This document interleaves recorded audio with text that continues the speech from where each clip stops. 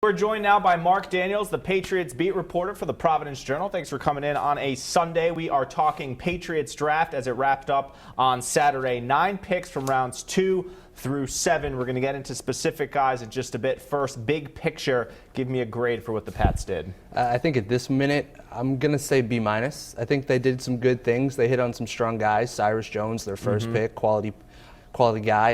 Their 4th rounder, Malcolm Mitchell, the wide receiver. The other picks, in typical Patriots fashion, we honestly didn't know about them really before the draft, and quite frankly, we won't know about them until training camp rolls around and we actually see them play.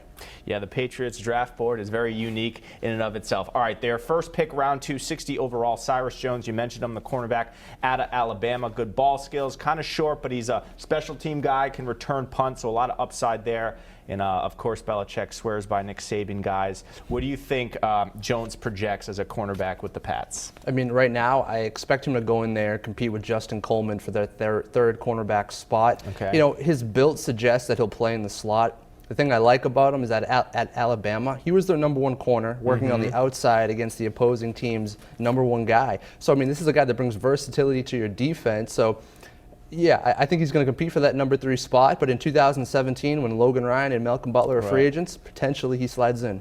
Do you think he'll take all the punts right away, give Edelman a break on that front, or maybe they'll share it a little bit? Maybe they share it a little bit. They have better depth. If we remember last year when Amendola and Edelman got hurt, the punt return situation was awful. Right. Of course, Chris Harper muffed a punt in Denver, and that essentially ruined the game for him. So at least they get better there. All right, Joe Thuney, the NC State, played guard in college, but some are saying they'll move him to tackle. Curious pick because the Pats have a lot of guards.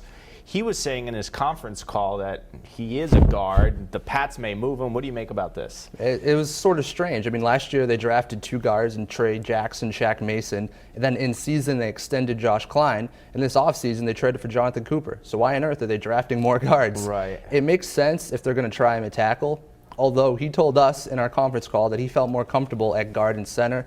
Bill Belichick and Nick Casario, however, they suggested they were going to try him at tackle and see how that plays out. If he ends up as a tackle, it makes a lot of sense. Marcus Cannon's supposed to earn over $3 million this year. He's a free agent after the season. And Vollmer, he's also a free agent in 2017. I don't think anyone understands that Marcus Cannon deal when they did it. Big money for a guy who hasn't produced a lot. All right, the quarterback carousel with the Patriots. Obviously, we know what's going on with Tom Brady at the 4 games next year. Jimmy Garoppolo, the heir apparent, but you look at his contract and they may have to ship him out of town if Brady is still playing at a high level, in which case they need a quarterback. Insert Jacoby Brissett at NC State, a guy they picked in the 3rd round. Is he the guy ultimately that succeeds Brady because Garoppolo may not be waiting that long? Tough to say. I think if anything, he succeeds Jimmy Garoppolo. Hypothetically, Tom Brady doesn't play in these first 4 games and Jimmy Garoppolo plays well. The Pats are going to trade him next year. I mean, I think that seems pretty likely. Right. But if they can get a 2nd or 1st round pick for Jimmy, that's great. Now, with having Jacoby Brissett in the mix, you have a guy who's in your system for a year. That sort of helps where he can slip into that backup role. But I think more importantly, it kind of gives you insurance. Tom Brady's going to be 40 pretty soon. At what point does he fall off? We have no idea. I don't think the Patriots have an idea, but say that happens 2-3 years down the line, maybe he's someone who can give him some help. Right. I mean, it's kind of tough now. You know, it's kind of tough to say that with the 3rd round pick to replace Tom Brady. Who knows? It's tough to project him as Brady's successor at this point. All right, another skill position guy you talked about, Malcolm Mitchell, receiver out of Georgia, and that's a pick you really like. Love it. I think he was one of my favorite wide receivers in the draft. He's only 6 feet tall, but one great thing about him is more versatility. He has experience returning kicks. He also has experience playing in the slot and outside the numbers. And I think when you have the ability to do that in a complicated offense like the Pats, it could help him. Another big thing where he played at Georgia, he played in a pro-style system. He played for Schottenheimer, who was the offensive coordinator for the Rams and the Jets. So I think that experience could help him in an area where a lot of people have failed. I mean, Aaron Dobson still hasn't lived up to the 2nd round grade. I mean, you can go through the list. You know, Chad Jackson, Bethel Johnson, so many guys they've drafted in the 2nd, 3rd, 4th round have failed. Maybe Malcolm Mitchell will be better. Why have the Pats missed so often on drafting receivers? And is he the guy that bucks the trend? I mean, we can hope so. I think he hopes so.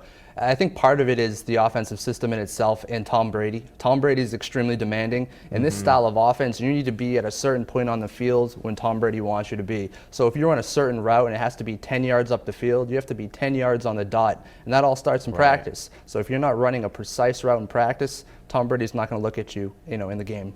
I think a criticism on this Patriot draft is the Patriots did not select a running back. Is that fair to say that that's something they would have addressed? But how many times have we seen it in years past? Pats need a certain position and they don't get it. Right. I was pretty shocked. I thought for sure they were going to get a running back in this draft. There was a lot of good value in the 3rd, 4th round. Utah's Devontae Booker, another guy, Kennedy Dixon.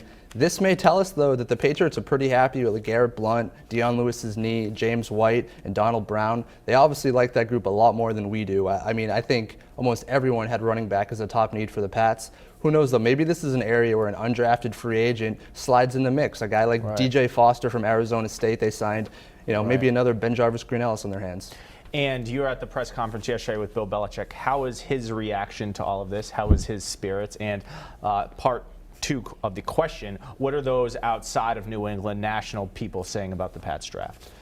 Bill was pretty funny. He dropped a lot of snap face comments and social media comments, and he seemed really happy that Kevin Folk announced the Pats pick on Saturday wearing a Tom Brady jersey. He said that Kevin always makes good decisions and he looks sharp.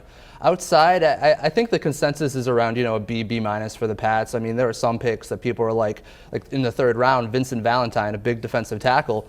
There were some people who had him graded as a 7th round pick. But that's kind of what Bill Belichick does, whether it's Tavon Wilson, Daron Harmon, Jordan Richards. They don't care, what ESPN, NFL.com says. They only care what their big board says. All right, good stuff, Mark Daniels. Read him in the Providence Journal at projo.com and follow him on